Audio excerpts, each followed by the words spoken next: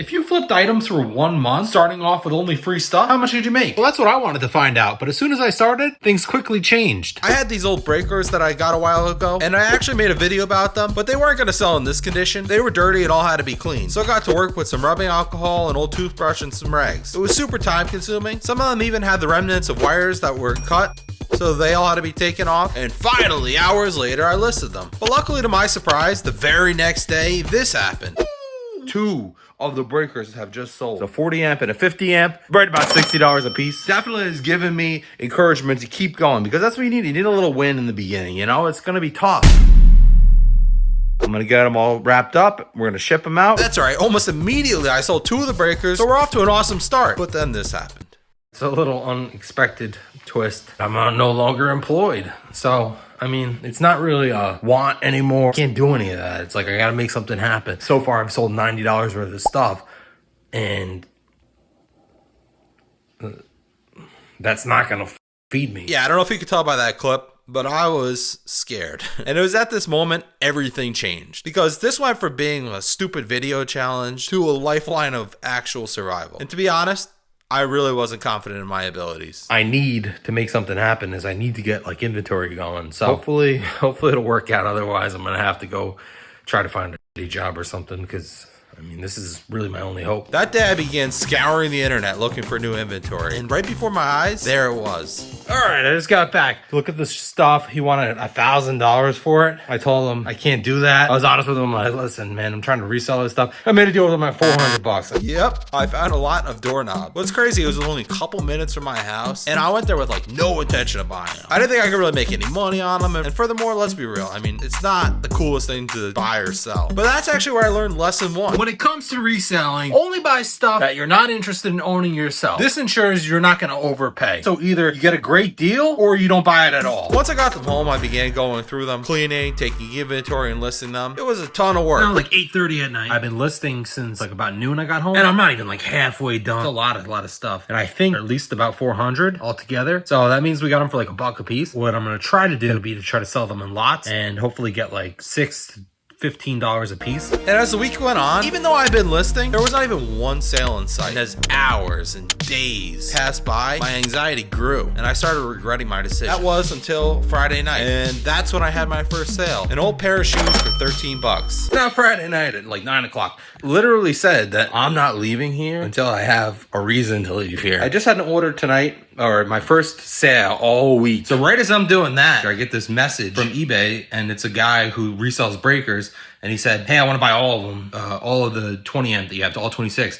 What can you do? How about 800 for all of them? So he said yes. I sent him the offer. He comes back immediately and pays. So I just sold $800 worth of stuff. So I started packaging up the order. And after he paid, I realized this could be an opportunity for an even bigger sale. So I messaged him and asked if he wanted the rest of the ones that I had. And for $235, he bought them. So with over $1,000 in sales, I was ecstatic. I woke up early and shipped them all out. I actually found out something pretty interesting. Zyn, they have a rewards code on the back you peel off. And I was looking on eBay. They're actually selling it for quite a bit of money. No, man, I have a ton. I don't even know how many. I would guess maybe like 400 or something. So I began listing them. But unfortunately, I hadn't sold any of the doorknobs I had $400 invested in. We had our first sale of the doorknobs.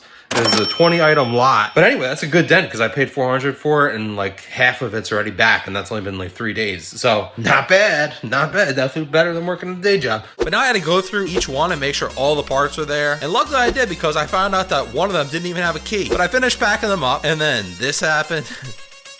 This was a heavy package, almost 42 pounds. So it needed a lot more tape than that. All right, it's now Sunday night. I realized that I had all my handling times set for 3 days, so I changed them all the same day, and instantly I got 2 offers. I sold 8 more knobs for $10 a piece, all going to the same place. Very, very easy. The whole first week, everything just fell into place. It was like the world was nudging me to keep going. But hang on, because week 2 got even crazier. I talked to a guy yesterday who has a lot of 14 different instruments, flutes, saxophones, French horns. I don't know anything about it, but I think it's going to be a fun thing to go buy. $200 for all of them, so about $14 a piece. It's an hour-and-a-half drive from my house, so it's a little bit of a pain. Now, I had actually been talking to the seller for a few days, but I'll admit, I knew nothing about instruments, so my brain was telling me this was a bad idea, but for some reason, my gut told me otherwise. And after doing some math, I realized I think I could get about $100 in scrap brass out of it, so not too big of a risk. So I drove and drove, And when I got to the seller's house, he actually turned out to be a cool guy who genuinely just didn't want to bother with them. I brought him home and I listed about half of them that night. Just woke up and I woke up to two good things. So number one, I sold another doorknob, sold for like 25 bucks. But better news than that, one of the saxophones, I woke up to an offer for $181. So this saxophone, I mean, literally not even 24 hours later. But then came the challenge, finding a box that could fit the saxophone case because it had to go out that day. So I headed to my local Dollar General, where I usually get boxes from. But when I got them home, most of the boxes I got wouldn't work. But luckily I was able to find this Angel Saw. Just kind of fits in there on the side.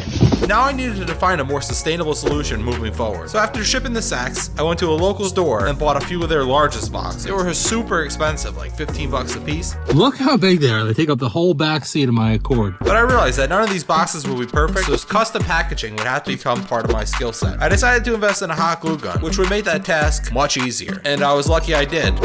I was like, oh, I listed another saxophone this morning, so I put it up for $100 and it's sold already, which is pretty crazy. But I'm gonna have to make a custom box for it. And this is how it came out. It's a little bit later this afternoon. I had two of that same saxophone I sold this morning. I posted the other one right after that one sold. Well, I got an offer for $89 and you know what, just have it. So that's two down today. And while going through the instruments, I was able to just barely see French Horn's logo that had faded away. It says Tempo by the Reynolds company, and I was just barely able to see it. But these are like from the 50s. Really good condition, which this one obviously isn't. They sell for like $2,000. Good luck. Over the next days, custom packaging became the norm, like these aluminum push plates that I hadn't even considered shipping. They're very flexible, but can't be bent. I got some cardboard to keep them in pristine shape. But things got even crazier when I sold this loose saxophone. So without a hard case, it's a recipe for disaster. But I was able to figure out a method where I cut form-fitting holders to keep them in place, glued them down to the box, and it was good I made this beforehand, because as soon as I listed it, it sold for another 50 bucks. I ended the week strong. I sold a Belova Frank Lloyd Wright clock for 100 bucks that I got a while ago from someone who was storing it out. I sold my first lot of Zen codes, 30 of them for 50 bucks. Not bad at all. I just sold this, $9 plus shipping. Not the greatest. Yeah, this is tough, but this is like the most fun I've had in a long time. All I want to do is keep doing this. I don't even want to do anything else besides keep selling stuff on eBay. I'm glad I had this attitude because I would need it to carry me through week 3. I started off week 3 with a bang, buying 6 faucets for $40. My first Facebook market transaction. Later on, another instrument sale, a tenner for 200 bucks. All right, I'm about to go meet the people for the breakers. I had found 100 breakers for $100. It's about a half an hour drive, maybe 40 minutes. This is what I'm bringing them. But instead of the money, I offered to trade 12 doorknobs instead. Win-win, right? Especially since I only paid $12 for the knob. Things were looking up that day. I sold 4 more lock sets for 50 bucks, and later on, I had another sale for the trumpet. Oh, I was gone. I actually bought this trumpet, and he was like 10 minutes late, not even. I was just at the post office that said, paid ship now. So I gotta get this ready for tomorrow. But my good luck would soon come to an end. My plan was to flip the breakers that day to the breaker buyer from week 1. I had called to see if they wanted them, and they were interested. But the breakers were all super dirty and in rough shape. So I had to clean, inventory, and photograph all of them, which wound up taking 10 hours. I just got done uploading all the pictures, uploaded the spreadsheet, and sent it over to the guy. Hasn't got back to me yet.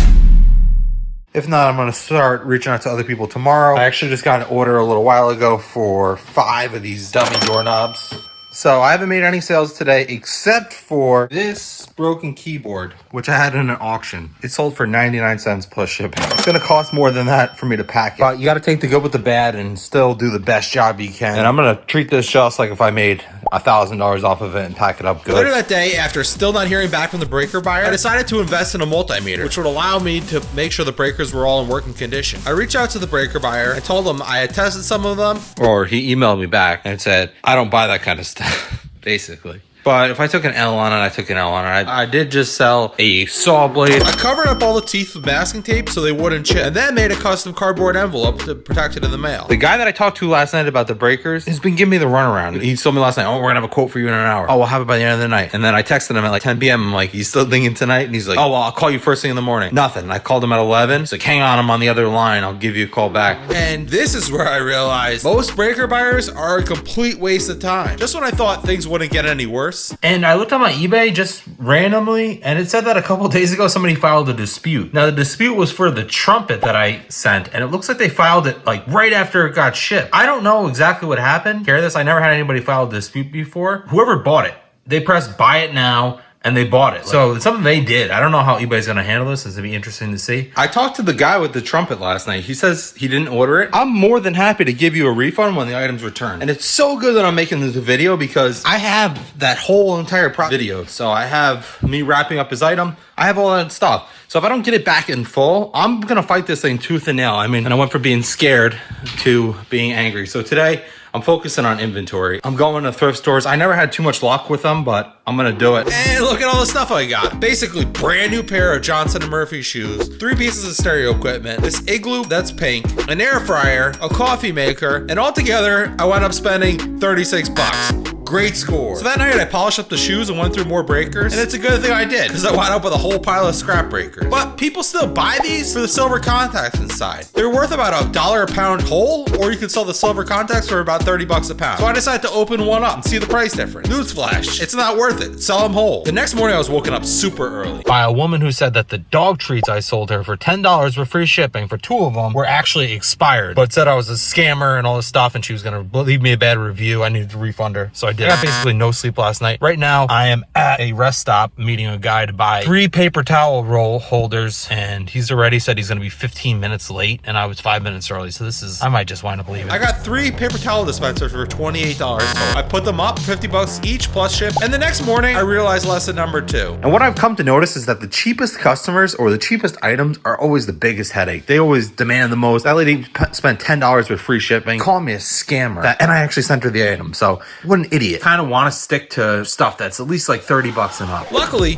one of the CD players that I bought from the thrift store had sold that day. 50 bucks plus shipping. That paid for all the stuff I got from the thrift store. I was convinced my luck couldn't get any worse, so I decided to buy some lottery tickets, but I didn't win on them. And this week actually turned out to be terrible, with 3 scams and problem customers. So first the trumpet, then the dog treats, but lastly, the saw blade I sent out. The buyer contacted me telling me that the teeth were actually chipped. He sent me pictures of the blade in use in the middle of a cut in his saw 3 days after it arrived. Normally I'd be very accommodating with customers, but I was so angry knowing he was clearly being deceptive, I told him to go fuck himself. This week was a complete bust. Well, that is until the last day. And this actually taught me lesson number 3. When the whales are hungry, you have to be there to feed them. Kind of a dumb statement, but every big day that I've had on eBay, every plus $500 day, never came from just somebody pressing buy it now. It all started off with a question sent to me in Messenger. By using traditional sales skills, adding value, solving problems, and good customer service is how I converted them into paying customers and big transactions. So I probably went to bed at 2 o'clock and I was woken up at 6 o'clock by a guy sent me an offer for doorknobs. I wound up selling him 60 doorknobs for 450 bucks plus shipping. And that made the week back to the green, and finally my luck was starting to straighten out. After only 4 hours of sleep, I was trying to go to bed earlier that night. It's 11:30 and somebody just messaged me. Asked me about ZIN codes. He only bought 10 for $17.50. But you know what? You gotta be available.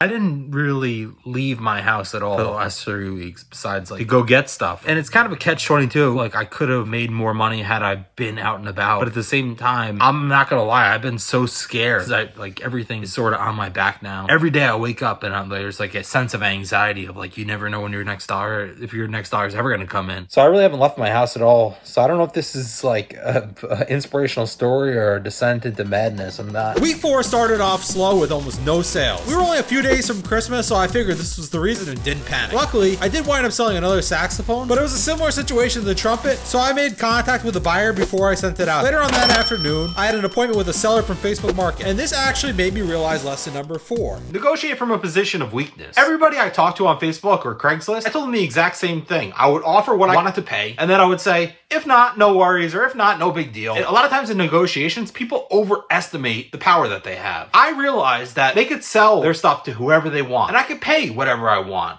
If they don't want to sell to me for my price, it doesn't matter. Move on. Who cares? You see these things where people are like, it's not worth that much. Ha ha ha. That doesn't work. If you do take that approach, you're going to put them into an emotional state where they're never going to make a rational decision. They're going to be too caught up in the interpersonal conflict to just be like, okay, let's get rid of it. And furthermore, nobody was ever an asshole to me. Nobody was ever like, yourself, any of that kind of stuff. If anybody didn't want to do a deal, they said, no, sorry, I can't sell it for that low. Be polite to people. and it'll come back tenfold to you. I got 78 brand new breakers from the guy. They're not the best seller, but they're new, so they're easy to deal with, and they fit into a very small area. While I was there, I also picked up these Lutron switches, which I wasn't too familiar with, but I paid $200 for them on a gamble. Nothing happened the next few days because of Christmas. But I'm actually about to go do something else. I also have all these bottles and cans I've been saving all month long. And today's the very last day, so we're gonna see if we can add a little bit more money to the pot. All right, I just got here. Look like the Beverly Hillbillies. It's pretty easy though. You just dump it into a machine and it counts them automatically. All right, all done. $17.70, 354 cans. And I always like to do the math before the guy gets to it. They're always super impressed.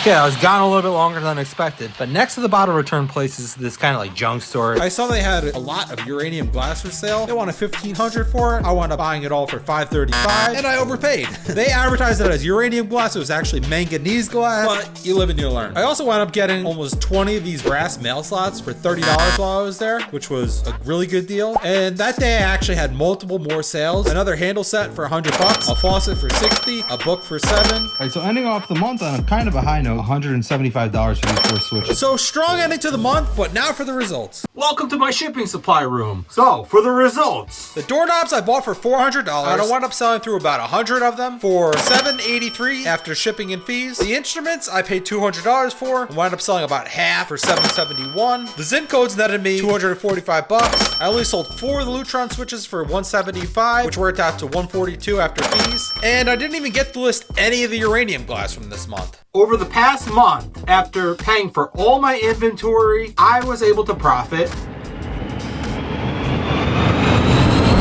$1,800. Loser! So I was initially disappointed in that number until I realized I also had created an additional 15,000 paid off inventory. See, my total sales were about $5,000, but I had reinvested most of that back into new inventory, which will all sell at some point. So rather than looking at just what I had earned, I really had to look at what I created as a whole, because this really went from a sprint to a marathon quickly. And I had to start thinking more about the future and what was to come from that. And the other thing is, everything that you saw was all real. Like, none of it was staged. Video was kind of a byproduct of my real life. Probably there'll be people in comments saying, oh my God, I mean, that's where the cards fell. That's what I found on Facebook. That's what I was able to sell on eBay. And I'm not afraid or ashamed to say that's what I was able to do. That's obviously, can't live off of $1,800 a month, but there's no other business I could ever think of where you could start with absolutely nothing and have an $1,800 profit month 1 plus another $15K in paid off inventory. I'm hoping this video does well so that I can explore more different money making things that I really want to do, and I won't be so predicated on having my income come from real life stuff. I haven't made a dime from YouTube yet. I'm hoping this video will allow me to. If it doesn't, this is probably the last YouTube video I'm gonna make.